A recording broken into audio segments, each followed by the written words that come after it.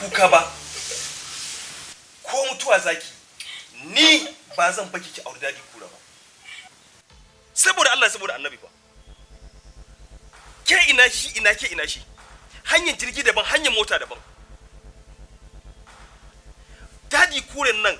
mugun daƙiƙi ne shahararre kasur gumin dan daba yanzu fa hajiya mafarki nayi da daddare yaron nan ya kama ni ya daure ni ta baya ya zazzaga min fetur a jikina ya kunna ashana ya kona ni ya babbake ni gabaki daya saboda Allah ina alkhairi a gurin wannan amma irin wannan mutumin ne zaki zo kina wani yan koke cewa a baki ki aure shi saboda Allah ba to naji saboda nayi miki magana cewa ba za ki aure dadi kura ba